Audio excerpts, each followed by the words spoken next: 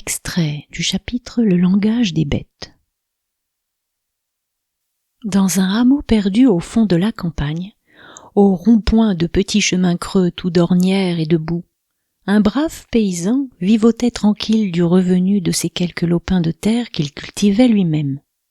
Il y tenait à ses lopins de terre, autant, sinon plus, qu'à la prunelle de ses yeux. Et voilà qu'un voisin, que tous les diables les patafioles, ces damnés voisins, tout juste, à l'endroit où avait grandi un superbe poirier, rapportant bon l'an, mal an, 8 à 10 baratés de poires. La mort dans l'âme, il s'en fut consulter un sien parent qui lui donna le sage conseil d'aller montrer ses papiers à un savant avocat de la ville. Voilà donc notre homme qui chausse ses gros souliers du dimanche, prend son bâton de toucheux au cordon de cuir et se met en route vers la ville. Il chemine vers la ville, le brave paysan, et tout le long de la route, il escompte les chances d'un bon petit procès qui va surgir entre lui et ce mauvais gars de voisin. Oh, s'il le tenait au bout de son bâton!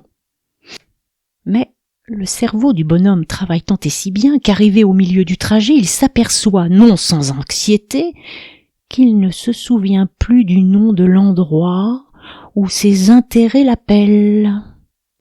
Quelle fichue affaire, se dit-il. C'est tout de même bien plus de mode pour ceux qui savent lire. Y mettons ça sur un bout de papier, et puis ça y est. Oui, mais autrefois il n'était pas donné à tout le monde de savoir lire.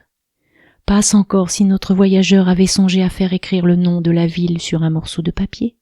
Hélas, trop pressé de partir, l'idée n'en était point venue. Des anciens, fort heureusement, lui avaient appris qu'un voyageur embarrassé ne doit pas tenir sa langue en sa poche. En l'occurrence, il faut demander la route aux gens que l'on rencontre. Le premier qu'il rencontra fut un roulier. On fait arrêter la voiture, on cause de la pluie et du beau temps, et le paysan pose la question embarrassante. Et puis, dites-moi donc, en vous parlant poliment, pourrions point me faire l'aveu de l'endroit où je vais? Mais au lieu de répondre, le roulier le regarde, narquois, fit claquer son fouet, remet la voiture en marche, et lui lance cette riposte. Où les bêtes sont? Les bêtes vont! Dépêchez-vous d'avancer, les autres ne vous attendraient guère pour manger la soupe. Ce n'était point le moment de chercher querelle. Le paysan passa outre.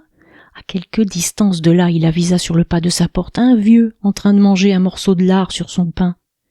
Pour éviter une nouvelle réponse impertinente, notre héros crut devoir expliquer sa mésaventure.